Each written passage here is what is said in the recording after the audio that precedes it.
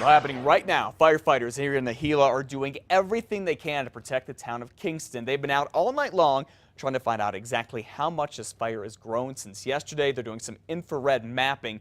Right now, it is almost 19,000 acres, they think, and the flames have ripped into the west end of Kingston. But thankfully, they've not done any damage to homes or buildings so far. News 13 pilot reporter Bob Martin is watching the fire high above the smoky skies. The Silver Fire found lots of new territory to move into Thursday, much of it along the north and northwest flanks, and it doggedly remained within striking distance of the now evacuated town of Kingston. The multi-agency band of firefighters who have stood guard here all week have seen yet another day of intense flames and thick columns of smoke directly above the community. Wednesday night, flames pushed right up to buildings on the west end of Kingston, but firefighters again prevented any loss of structures. Through each day and night, they continue their patrols. Meanwhile, other firefighters on the ground have begun work in areas safe enough. Extremely rugged terrain continues to pose a high risk to firefighters' safety, further compromised by the fact that there's not been a fire here in a century. Helicopters have been able to drop some water the last 2 days, but can only attack small areas. Much of the Silver's movement is slow and in the grass, brush, and deadfall, but even that kind of lower-level fuel still regularly explodes and advances rapidly. All across this part of the Black Range where the Silver has run its course, the Mimbres Mountains have been badly charred. From the slopes around Hillsborough Peak to the north, down through Emery Pass, and miles to the south, vast portions of the forest have been reduced to ash. With Sky News 13, Bob Martin, near Kingston. And here's some good news about the Jaroso fire in the Pecos. Infrared mapping there shows it's burned fewer acres than we originally thought. It's now at 3,500 acres, not the 8,000 firefighters thought last night. The fire is burning in a big area of dead trees. There's still a lot of fuel in that area for the fire to grow. All trails leading to the Pecos wilderness from the Carson National Forest are now closed.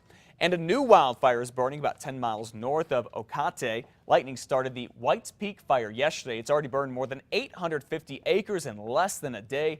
The fire is burning out of control on private land. It is threatening 3 buildings right now. You warned us about this yesterday, Kristen, this dry thunderstorm and the threat for lightning and more fires is exactly what happened there. Right, and we did actually get some wetter weather with some of the storms. We did have dry storms, kind of a mixed bag yesterday with the wet and dry storms, but even with some of the wetter stuff, the lightning strikes because it's not always in the rain where it strikes, and then you just get those fires going, and then the winds with the storms that can just blow those fires, and it can get pretty crazy pretty quickly there. As for the Silver Fire down in the southwest, which it did get a little bit closer to town. In fact, it got into town yesterday. The big concern for that today will be more dry storms. We could see a better mixture of some wet storms there, getting some wetting rains there. And then the winds won't be particularly strong. Outside of any storms, of course, you can get gusty winds with the storms, but the winds shouldn't be too strong. It's just they're going to change direction. Right now, they're a little more easterly, bring in some moisture, which is nice. The humidity at around 50%, 40 to 50% in that area this morning. It will fall back as we go into the afternoon, and then the winds could become a little more westerly this afternoon, and then that would be bad because then that can blow the fires back to the east closer to town. But the humidity right now, you can see the moisture certainly going up the farther east you go. We got a lot of moisture in place for our northern mountains where we have the other fires that we're dealing with. We may get more showers going there this afternoon, and for the most part, winds should be light. But again, with those storms going, we could see some gusty winds in and around those areas, but hopefully getting some wetting rains across the northern mountains. I'll have more details in your forecast coming up. An Albuquerque police officer, an off-duty firefighter, and a utility worker all being called heroes this morning after saving a dozen people from a burning building. James Baca was on his way to work at the Water Utility Authority yesterday morning when he heard an explosion from this apartment on Glorieta near Central and Eubank. Baca, Officer Robert Mitchell, and Bernalillo County Logistics Chief Daryl Lindsay all sprung into action. As we went to the back, we were banging on windows, telling everybody to get out, broke a few windows.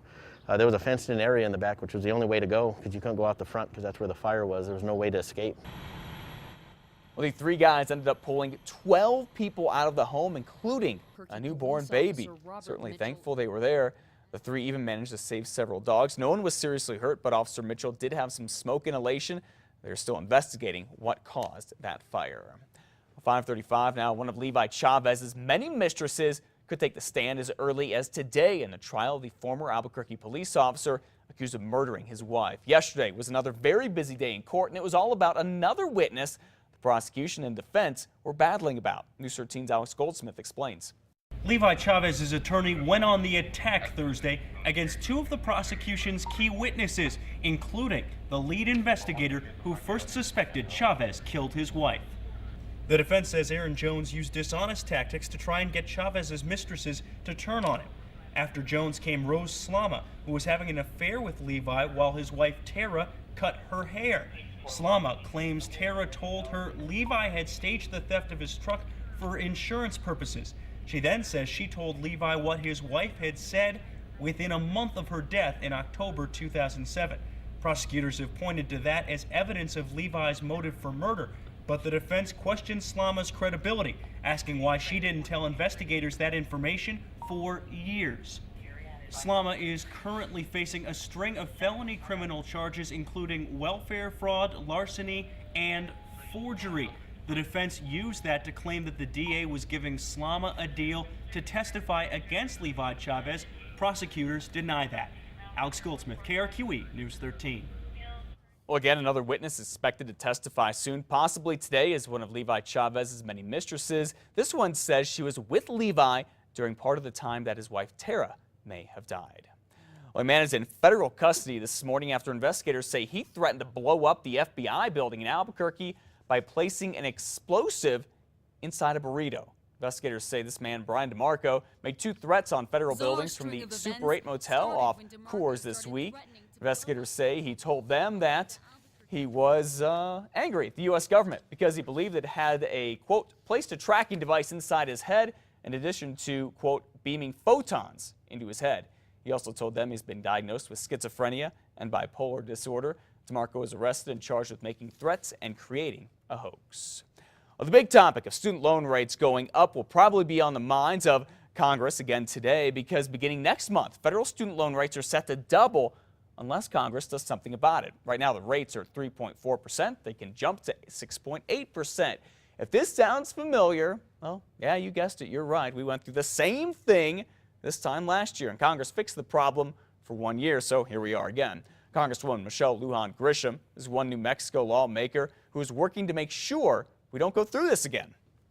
And Congress, I think, has an obligation to provide as many vehicles as possible to encourage higher education and to support in a meaningful way every student's opportunity to go to college, no matter what their family's income is. U.S. Senator Martin Hayek from New Mexico is also working on a proposal that he co-sponsored to stop this from happening. We, of course, keeping an eye on the issue. We'll bring you any developments that happen right here on KRQE New This Morning. ABQ Ride is recognizing Flag Day today with a ceremony from noon to 1:30 at the Alvarado Transportation Center downtown at First and Central. The Kirtland Air Force Base Honor Guard will do a presentation of the colors, and the Albuquerque Concert Band will play until 1:30. ABQ Ride workers who served in the military will be honored with a commemorative coin presented by the city. Congratulations.